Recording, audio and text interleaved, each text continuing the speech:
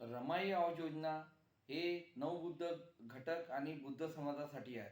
परंतु काही वर्षापासून रमाई आवाज योजनेचा निधी नाही म्हणून पालिकेकडून अर्जदारांची थट्टा उडवल्या जात होती.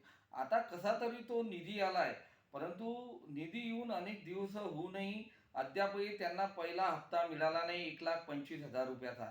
आणि तसेच जे रमाई आवाज योजनेसाठी संबंधित विभागाचे अधिकारी काम बघत आहे ते एकटे आहे. त्यामुळे मॅनपॉवर कमी असल्यामुळे ते काम थंड्या वस्तीमध्ये चालू आहे, हे आमचे आरोप आहे. आणि ज्या परिस्थितीमध्ये नवबुद्ध घटकांचे घरं आहे, त्यांचे घरं आता या बरसातीवर त्यांच्या अंगावर पडणार आहे 100% आहे. आणि तसेच काही घरं पडके असल्यामुळे त्यांना मुली मिळत नाही आहे.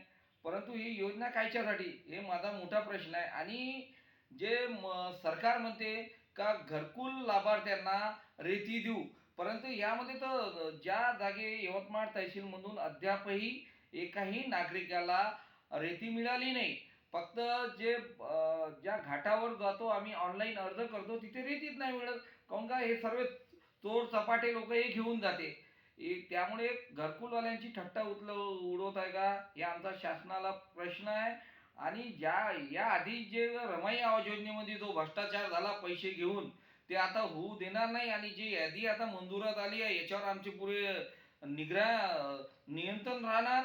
आणि एकाही गरीबाला नवबुद्ध घटकाला वंचित आम्ही ठेवणार नाही. आणि त्यांना मोफत रेती यासाठी आम्ही प्रशासनाची लढाई लढू. काहून का, आमच्या गरीबाजवळ पैसे नाही. कित्येक वर्षापासून त्यांना रमाई आवाज योजनेचा लाभ मिळाला. आणि त्यांनी ते आजवरी जे रमाई आवाज योजनेमध्ये कागदाची पूर्तता आहे, त्यामध्ये नजूलचा असा विषय काहीच नव्हता. परंतु नगरपालिकेने आपल्या मनमानी कारभाराने नजूल शीट आणा. हे गोरगरीब लोक, आता तुम्हाला तर मालूमच आहे भूमिलेख कार्यालय यवतमाळ शहरामध्ये कसं आहे, 12 महिने तिथं थांबा लागते, त्यानंतर काम होते या भूमिलेख कार्यालयामध्ये. त्यामुळे हे त्वरित हटवण्यात यावे, ही आमची मागणी आहे.